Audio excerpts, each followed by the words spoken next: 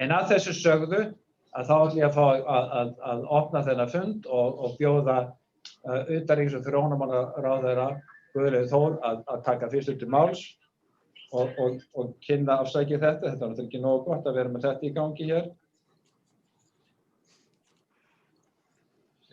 á miðjum fundi og kynna hann og hann ætlar að vera með opnun ávar og hann tekur svo örfáar spurningar í framhaldinu.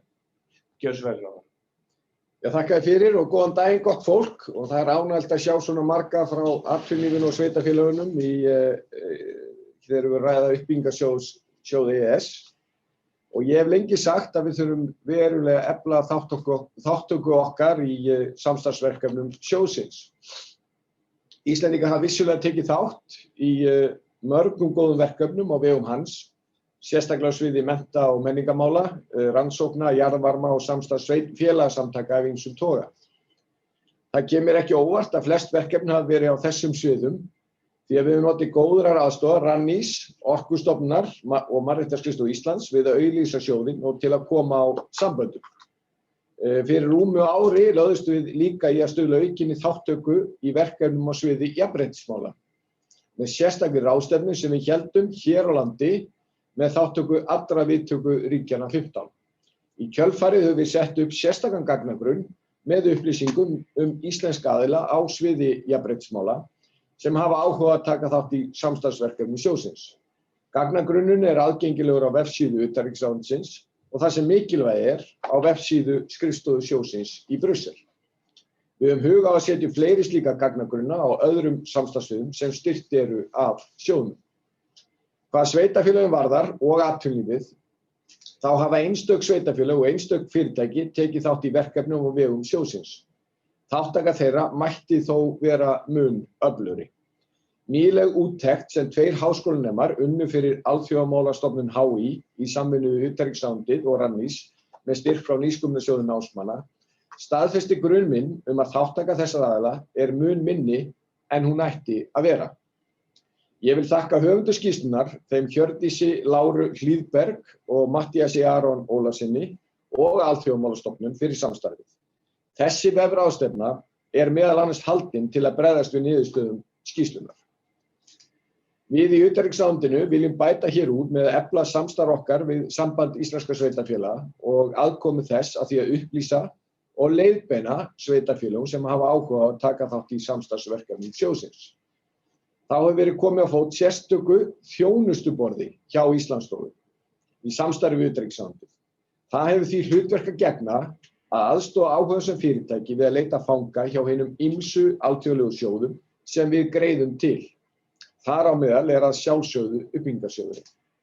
Ég vona að þessi vefráðstefna verði til að auka þekkingu ykkar á uppbyggingarsjóðnum og auka þátttöku ykkar í verkefnum á hans vegum.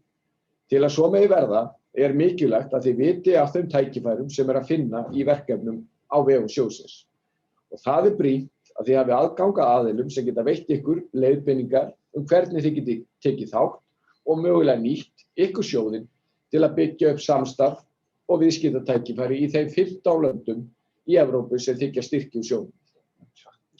Í lokin vil ég gegnum þig, Árni Páll, þakka það góða samstarf sem við eigum við skrifstofu sjóðsins í Brussel og þá gagnlegu aðstoð skrifstofunnar sem við höfum notið í viðleitni okkar til að auka þátttöku íslenska aðila í verkefnum uppbyggingarsjóðs EES.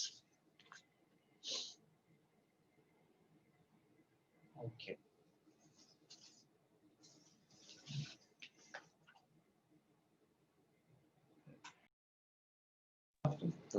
Að opna aftur. Þakka ráðherra fyrir þessa kynningu og þessa opnun. Hann vildi gjarnan taka við nokkrum spurningum ef þið hafið einhverjar. Og má ég biðja ykkur þá að slá inn í chat-skilaboðin svo við sjáum hver að biðja orðið. Lilja, þú þetta litið?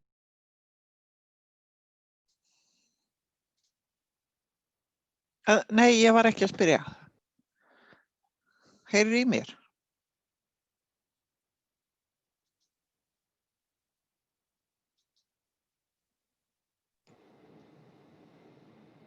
engar athugasemdir? Ég skal bara segja eitt. Já. Þá ætla bara ráðherra að segja örfá orð til viðbótar. Já, þetta lítur að verið algjörlega fullnægjandi úr því engar spurningar koma. En ég vil bara þá, svona að því ég kem nú ekki aftur inn, þakka fyrir að taka þátt, en vekja athygli ykkar á því það sem ég nefndi varðandi þjónustuborð Íslandsstofu. Svo það sé bara sagt, það er hugmyndin og það tengist ykkur öllum með einhverjum hætti að á einum stað geta aðilar fengið upplýsingar alla þá sjóði sem við erum að greiða í og hugmyndin er einfaldlega sú að aðstoða aðila til þess að geta tekið þátt og nýtt þau tækifæri sem við höfum. Í sumu erum við alveg frábær. Í sumum rannsóknarsjóðum sem við tökum þátt í gegnum EES-samstarfið að þá stöndum við fremst meðal jafningja ef að mælikvarðinn er sá að fá út úr sjóðunum. En við betum á að duga skal og þetta er svona einn liður í því að fara í gegnum þessa vefráðstefnu til þess að opna augu ykkar og allra fyrir þeim tækifærum sem að bjóðast í nákvæmlega þessu sviði, þá er ég að vísa í uppbyggingarsjóð EES. En annars vona ég bara okkur gangi vel í dag og bara kærar þakkir.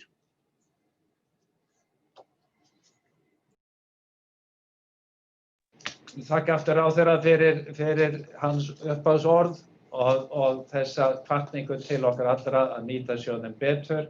Ég sé að Andrés var með spurningu sem leiðir inn í næsta lið sem er kynning Árna Páls Árnasonar varaframkvæmdastjóra sjóðsins á skrifstofu sjóðsins í Brussel og hann ætlar einmitt að kynna plagg sem við sendum út til ykkar fyrir fundin, það sem að tekin eru saman tækifærin sem eru að koma upp á næstu mánuðum samstarfsverkefni og styrki í sjóðnum. Árni Páll, gjörðu svo vel. Takk fyrir kærlega og takk fyrir þetta tækifæri til þess að fá að fjalla stuttlega sjóðinn og ég þakka góð orð ráðherra í okkar garð. Við höfum reynt að aðstoða við ráðuneyti við að festa fingur á tækifærum þegar að þau koma og ég ætla að fara hérna aðeins stuttlega yfir sjóðinn og svona helstu atriði sem að máli skipta. Sjáið þið skjáinn hjá mér? Já. Já, flott. Og reyna að fjalla stuttlega. Ég var nú beðinn að halda mig við 7 mínútur, þannig að ég ætla að reyna að standa við það.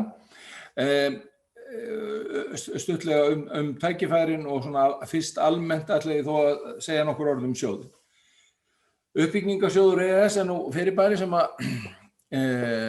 heitir ekki uppbyggingarsjóður EES á neinu öðru tungumáli heldur en á íslensku. Á ensku er talað EA grants. Við tölum líka eins og þið sjáið í bakgrunninum og bakvið mig Iceland, Liechtenstein and Norway grants.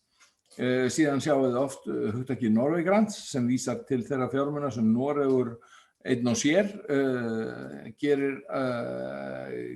veitir með hliðstæðum hætti og fellur ekki undir EES-sjóðinn.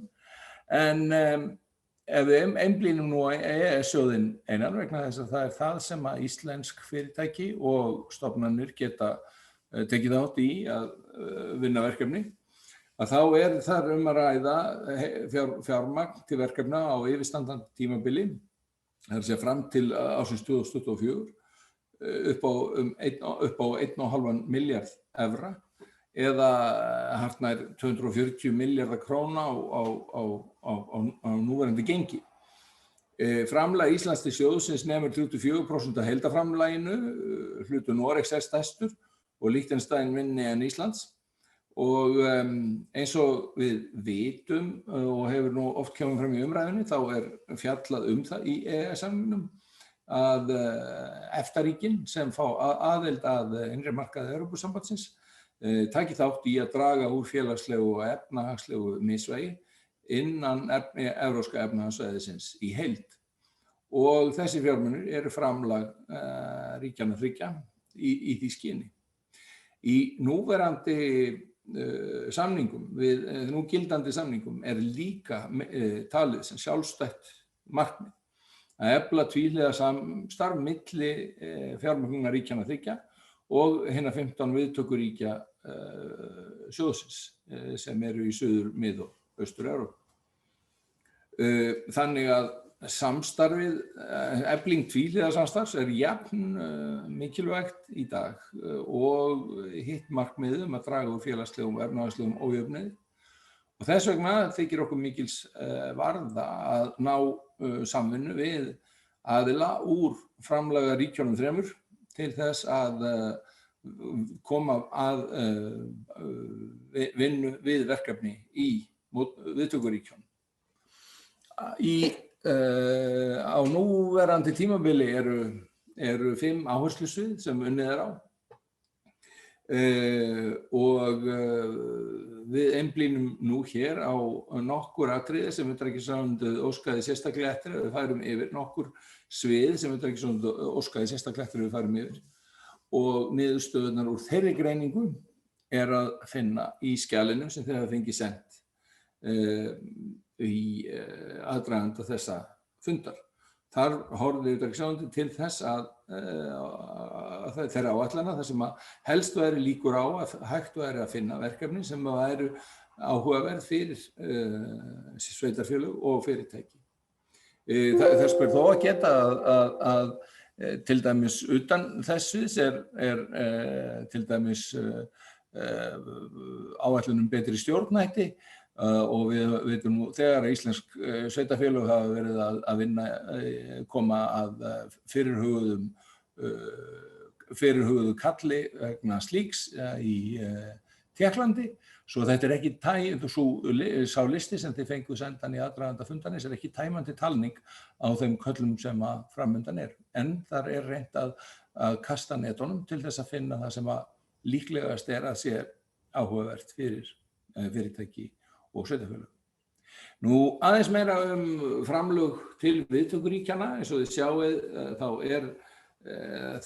þeim úthlutað í samræmi við stærð ríkjanna og munurinn nokkurn veginn þannig að það eru 4 milljónir evra til Möltu sem að minnst fær í sinn hlut og nærri 400 milljónir til Póllands. Og það ræðist af mannfjölda og þjóðartekjum. Þátttökutækifærin eru byggð á þeirri hugmyndafræði sem að sjóðurinn byggður á.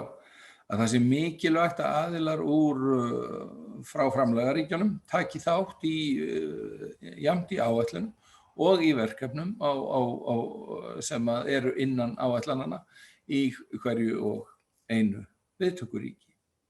Af því að margháttaður ávinningur. Með þessu tekst að miðla sérþekkingu, reynslu og tengslanetti aðila úr framlagaríkjunum sem nýtast viðtökuríkjunum á ólíkum sviðum, hvort sem á sviði umhverfismála eða betri stjórnarhátta eða samstarfs frjálsra félagasamtaka, þá hafa aðilar úr framlagaríkjunum þekkingu og reynslu sem getur nýst vel í viðtökuríkjunum.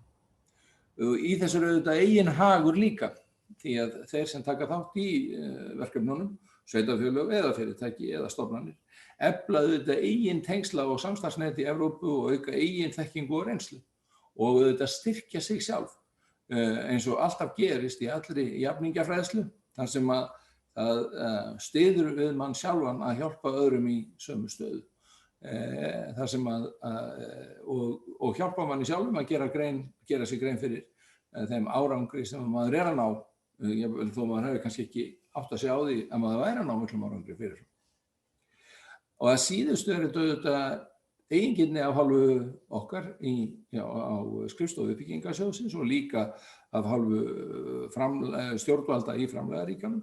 Við sjáum þetta sem leið til að auka árangur á starfi sjóðsins, draga úr spillingarhættu, tryggja betri rekjanleika fjármuna. Verkefnin verða þá að okkar áliti betri, það verður betri meðferð fjár, það eru líkur á betri árangri og við fáum betri tilfinningu fyrir því að því skattfé sem úr framlagaríkjunum sem varið í þessi verkefni, að því sé vel varið. Langstærsti hluti allra fjárfestingaverkefna sem sjóðurinn veitir fjármagn til fjármagnaður á grunni opinna kalla, það sem auglýst eftir áhugasömum þáttakendum í viðkomandi viðtökuríkjum. Og við höfum sem sagt tekið saman þennan lista að beiðni íslenskra stjórnvalda sem þið hefur fengið og ég ætli sjálfur sér ekki að fara yfir hann hér núna, heldur vísa til málstofana á eftir, þar sem að sérfræðingar sjóðsins munu vera til staðar og geta farið yfir köllin lið fyrir lið ef að spurningar koma. Mér finnst þessi mynd mjög skemmtileg. Það sýnir flæðið milli Íslands og viðtökuríkjanna á síðasta styrkjatímabili sem stóð yfir frá árunum 2009 til 2014 og var endanlega lokað 2017-18. Og þegar sá pakki var allur talinn, að þá komu sem sagt upp úr dúrnum að það voru 13 áætlanir þar sem að framlaga ríkja fulltrúar frá Íslandi höfðu tekið þátt og það voru þá Rannís og Orkustofnun. Og það voru 445 verkefni þar sem að aðilar úr framlagaríkjunum höfðu tekið þátt í framkvæmdinni. Og 58 áætlanir þar sem að voru á verkefnastigi þáttakendur frá Íslandi. Þannig að þetta afskaplega áhugaverð mynd því hún sýnir hversu víða tengingarnar eru og að þær eru út allt. Og okkar markmið auðvitað að hjálpa til við að fjölga þessum tengingum. Fyrirgefiði, þetta klikkaði nú hérna eitthvað. Við vorum hér og ég ætlaði ekki að vera hættur strax. Þó að 7 mínúturnar síðan Eva liðnar þá ætlaði ég ekki að vera hættur. Það klikkaði þér eitthvað í PowerPoint kynningunni. Ég veit ekki alveg hvað að gerast þetta.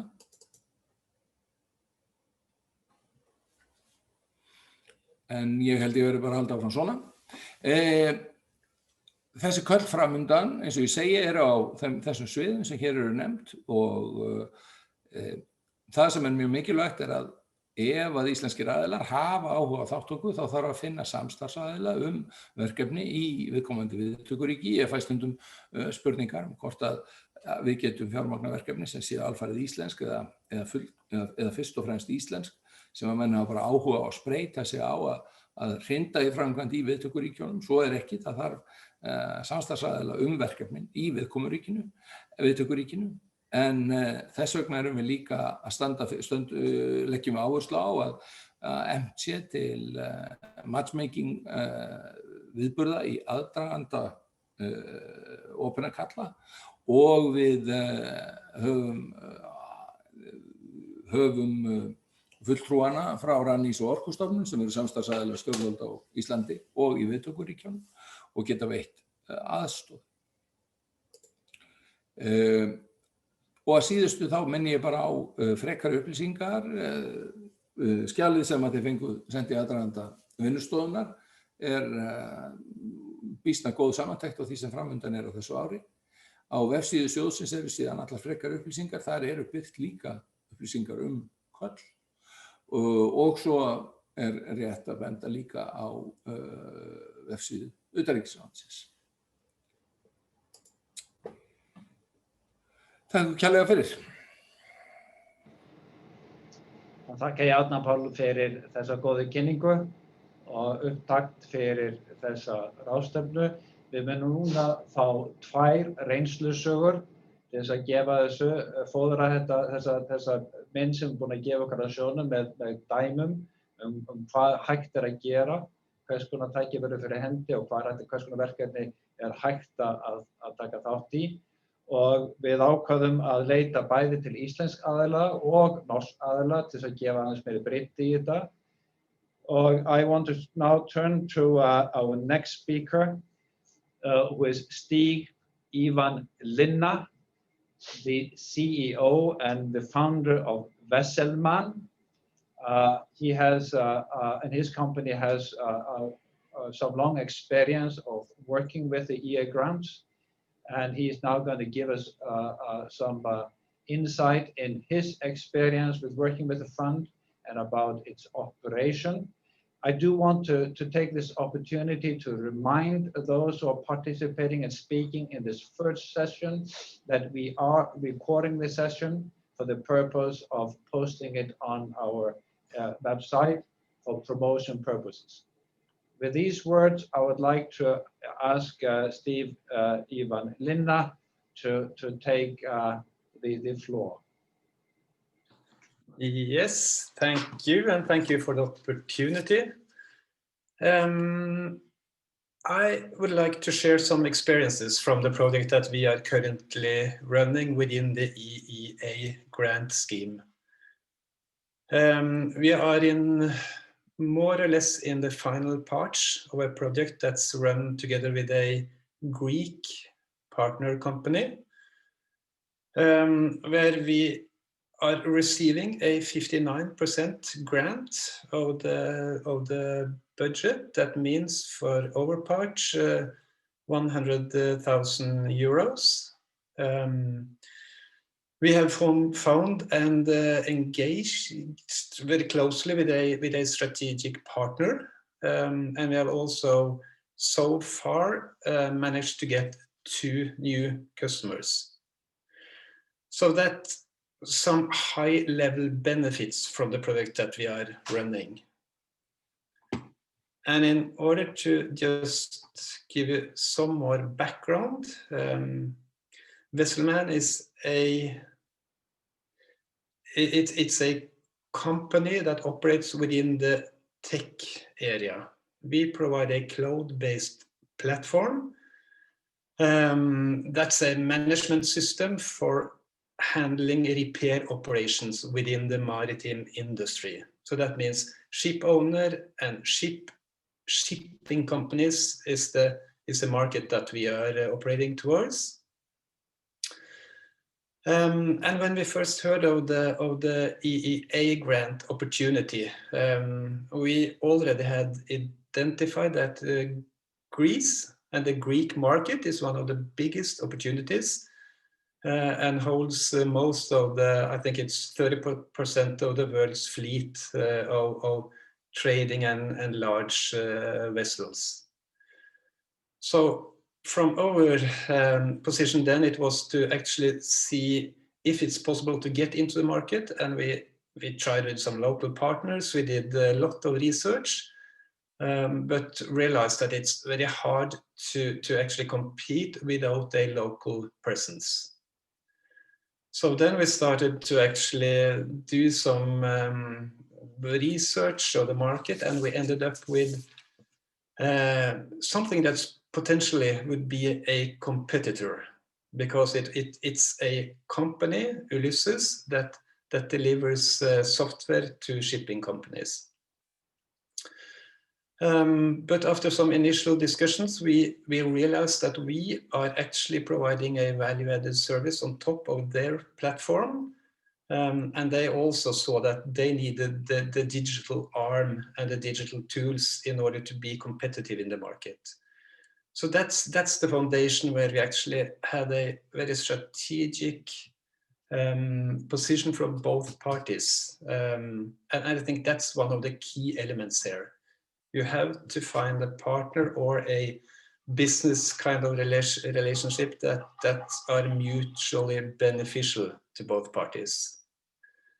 And as soon as that was in place, we started the discussions again with the EEA Grant and Innovation Norway office in Greece. Got some really good help on how to actually work out the budgets and everything that was in place in order to apply for the funds. It's a bit hard work, but it's quite manageable. But you just have to do the things the right way. I think we used more or less 2 months in order to prepare the application. We had, that was December last year, so we actually had the one physical meeting, and after that everything was online. Yeah, so that's basically the high-level outlines of the projects. And as it is today, we are, as I said, we are receiving 100,000 euros in grants. We have managed to win two new clients. We have a strategic partner in place in Greece.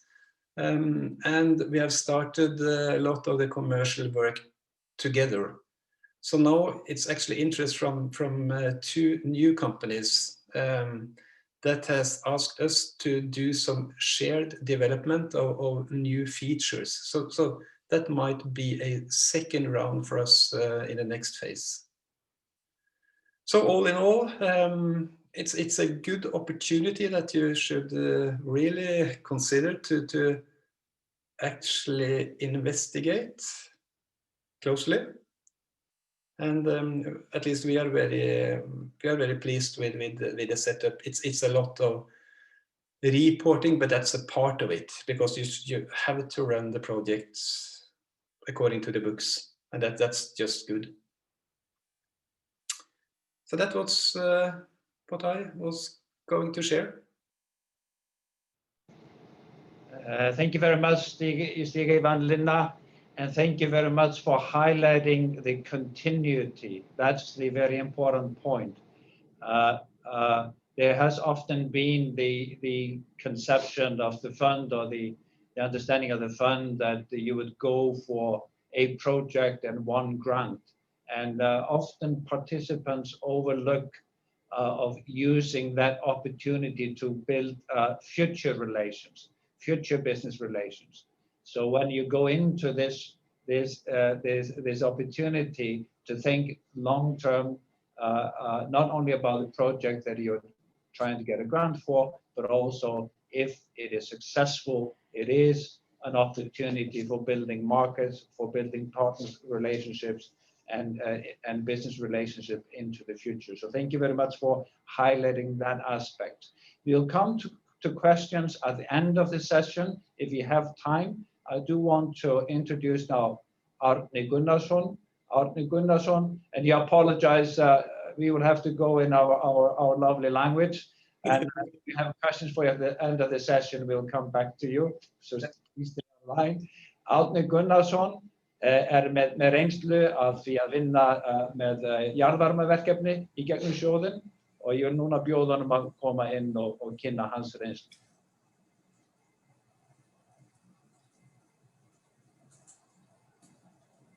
Árni.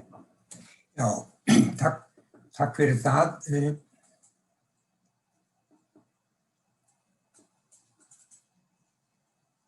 Kemur ekki skjárinn fram?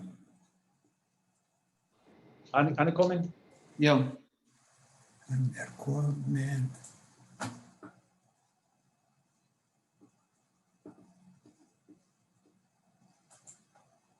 Svona. Sjáu þið núna glæruna? Þetta mjög gott. Já, góðan daginn og takk fyrir að bjóða mér að taka þátt í þessu vinnufundi. Ég ætla kannski að byrja á því að aðeins að kynna minn bakgrunn, þannig að það skils betur þá hvers konar verkefni ég tók þátt í á síðasta umsóknar styrktartímabili. Ég hef starfað í jarðhitageiranum alla minn virðulega feril og vinnu hjá Hitaveitu Reykjavíkur strax að námi loknu 76 og þegar ég lét af störfum þar 1991 stofnaði ég eigin verkfræðistofu og skömmu síðar vélsmiðju og verktakafyrirtæki undir nafninu Íslensk jarðhitatækni og sem starfhæfði sig í hönnun og smíði og niðursetningu, gangsetningu og öxuldjúpdælu fyrir hitaveituholur. Það er með öðrum orðum alverktaka.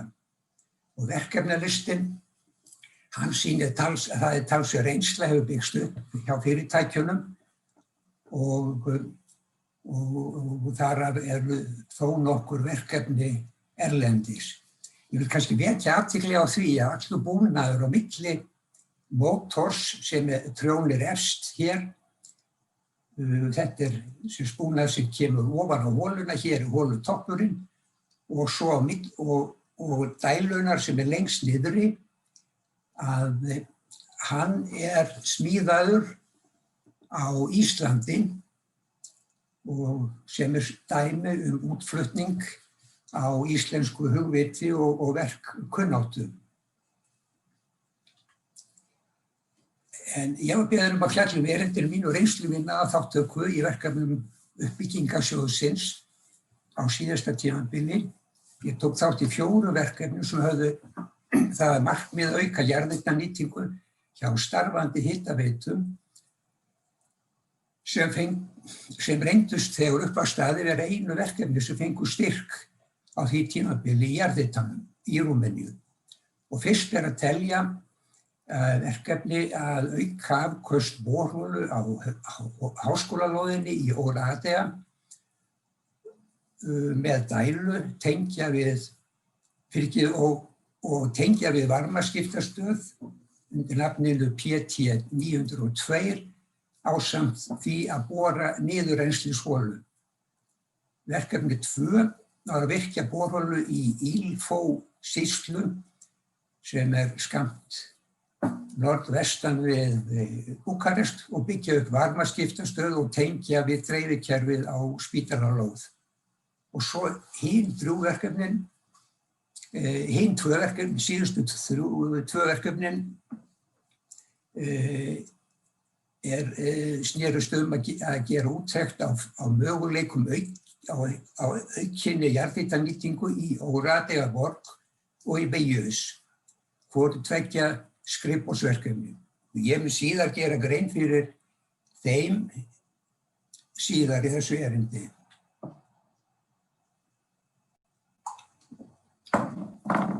Hér bara örstutt birtist glæra sem ég nota til þess að auglýsa fyrirtæki mín á kynningarfundum uppbyggingarsjóðsins og það er kannski fróðlegt að rifja upp að á vegferð minni í Rúmeníu sem hófst 1995 þegar ég virkjaði þar fyrstu borholuna í Oradea-borg sem vestast í landinu skammt frá landamærum Ungverjalands.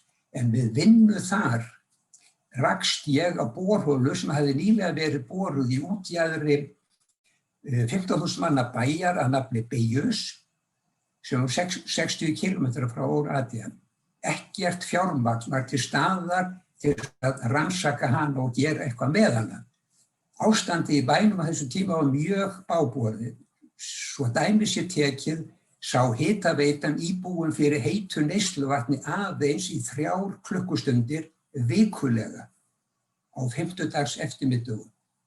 Mér tókst að fá styrk frá Evrópusambandinu, virkja holuna með borholu, öxuldjúpdælu, keyra hann á fullum afköstum í 5 mánuði til þess að rannsaka og afkastaprófa jarðhitakerfið og rannsaka eiginleika þess. Niðurstaða fékkst, jarðhitakerfið dygði líklega til að hita upp allan bæinn, efnasamsetning vatnsins hagstæð og hiti 83 gráður. Og í framhaldinu hóf hitaveitan að tengja holuna við varmaskiptastöðvar bæjarins og aftengja olíukallana.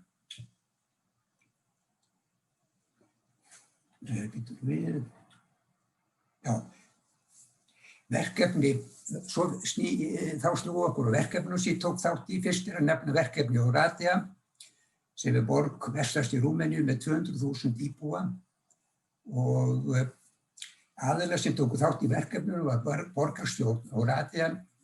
Íslensk jarðhitatækni var Donor State Partner, ég man ekki íslenska orðið yfir það. Verktaki var Transgex og svo borverktaki frá annarri borg. Og verkefnið gekk út á það að auka afköst borholunar á háskólalóðinni, endurnýja vélbúnað í varmaskiptastöð, hitaveitu borgarinnar og tengja hana við borholuna. Bora niðurrennslisholur og markmiðið var að draga úr losun gróðurhúsalofttegunda, nýta jarðhitann í stað varma frá gaskyntu orkuveri. Íslensk jarðhitatækni kom einnig að sem undirverktaki hjá Transgex og útvegaði þeim djúpdælu til þess að ná þessu markmiði að auka afkastagetu borholuna sem áður hafði verið eingöngu nýtt með sjálfrennsli. Þessi mynd sýnir kort af Oradea borg hér. Efst uppi á vinstra horninu er sambyggt gaskynnt orkuver borgarinnar sem framleiðir 50 megawatt af rafmagni og rafafli og nokkur hundruð megawatt af varmaafli. Svörtu línurnar sýna dreifikerfi borgarinnar, hringrásarkerfi sem tengist orkuverinu. Út úr þessu kerfi eru hvítu doppurnar eða hringirnir. Það eru varmaskiptastöðvar þar sem tappa orku af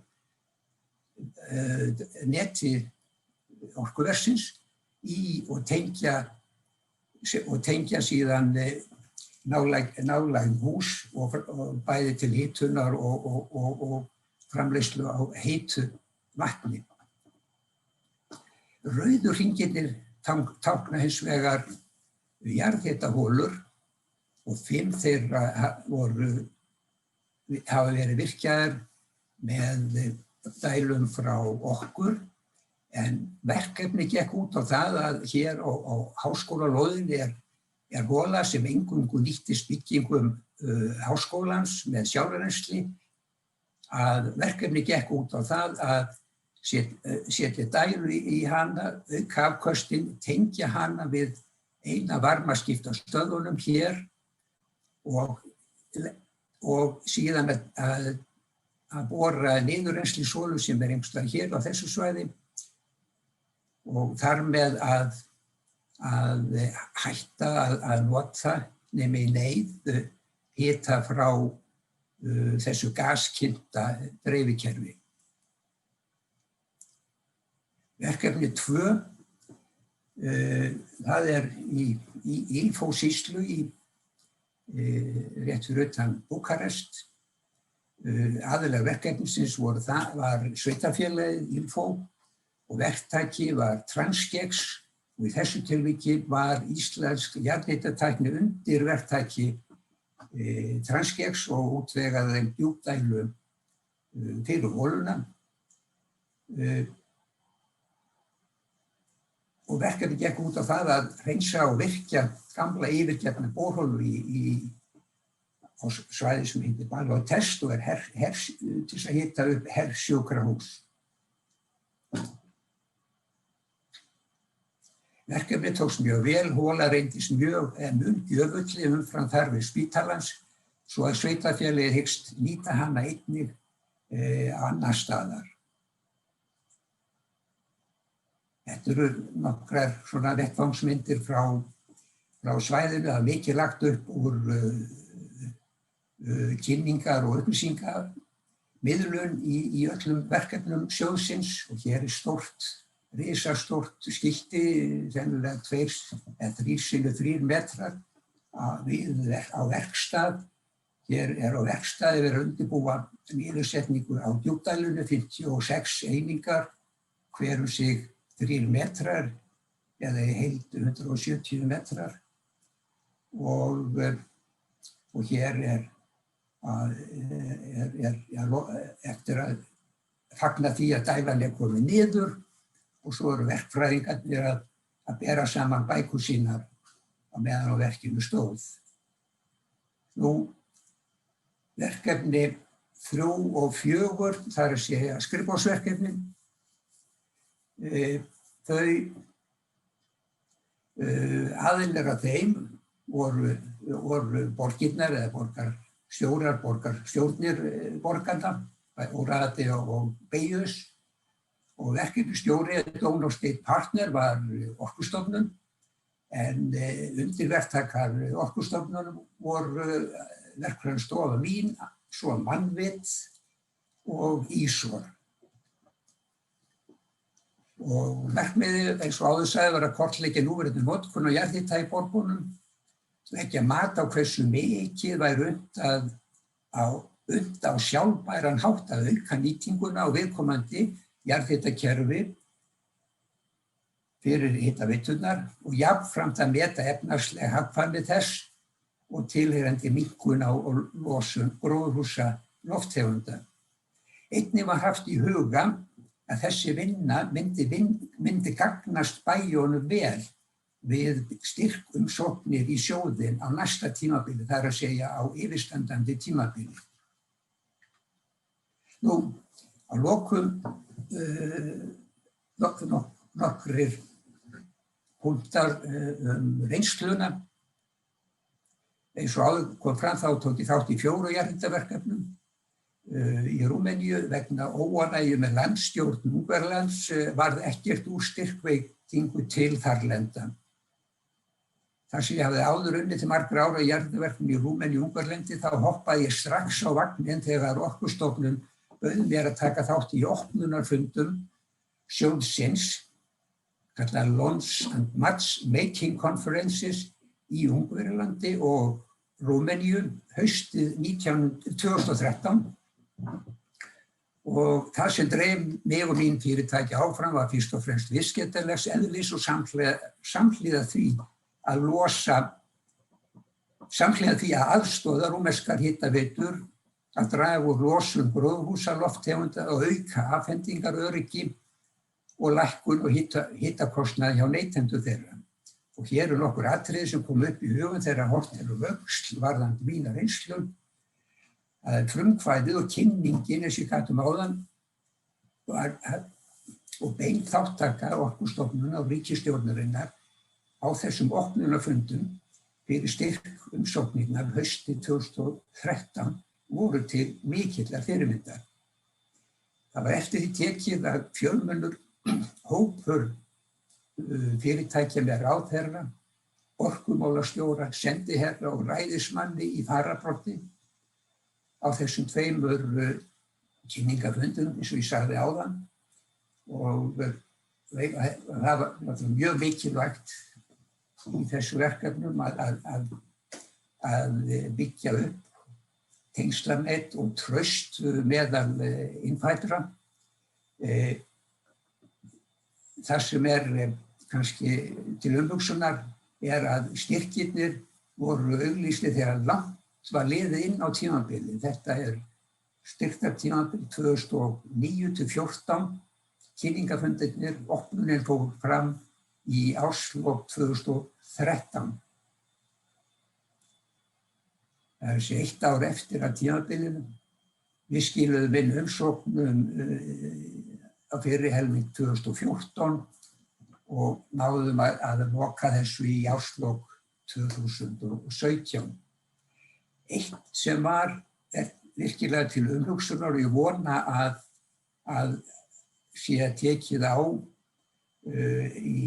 núverandi tímabili, það að verkefnin voru styrkt á grundvelli forhönnunar, það er að segja pre-feasibility study. Og merkilegt nokk að í staði fyrir að endalegt verkefni, eftir að úthlutun hefur átt sér stað, að endalegt verkefni grundvallaðist á rýndri deiluhönnun og endurskoðaðri kostnaðaráætlun. Nei, það sem lagt var fram í umsókninni og umsóknin byggði á var óbreytanlegt, algjörlega. Eitt dæmi í ILFO-verkefninu þá virkaði borholuna út og tengingin frá dælu inn á kerfið var 150 millimetra að stærð eða 6 tommur, svo við tók 8 tommur kerfi sem flytur 4-falt, 5-falt magn á við það sem dælan og holan gefur. Algjör sóun á fjármunum. Það tókst ekki að breyta þessu. Og það var líka, var eingöngu hægt að styrkja jarðhitaverkefni þar sem var fyrir starfandi hitaveita. En það voru mörg minni bæjarfélög og þorp sem höfðu aðgang að borholu, jarðhitaholum, en engin hitaveita var starfandi á staðnum. Ergo þau gátu ekki sóttu. Síðan var mikil skriffinnska og sinnuvik. Þetta var aðili í Búkarest sem annaðist stjórnun verkefnisins. Greiðslur til styrkþega bárust til dæmis mjög seint í órategaverkefninu að þá barst fyrirframgreiðslan þegar borframkvæmdin var langt gengin, algjörlega út úr kúa að bjóða upp á slíka stjórnsýslu. Að lokum, takk fyrir mig. Takk Árna fyrir þetta fróðlega erindi. Það er mjög gagnlegt að sjá ekki bara mörg verkefni þegar tekist að koma af stað í gegnum sjóðinn, heldur líka tenginguna milli þeirra og hvernig þú farti frá einu verkefni til annars. Og það er mjög gagnlegt að heyra frá þér ábendingar í lokinu það sem að betur mætti fara í reksturum á verkefni í sjóðnum. Því við þurfum náttúrulega að skoða það aðeins betur í framhaldinu.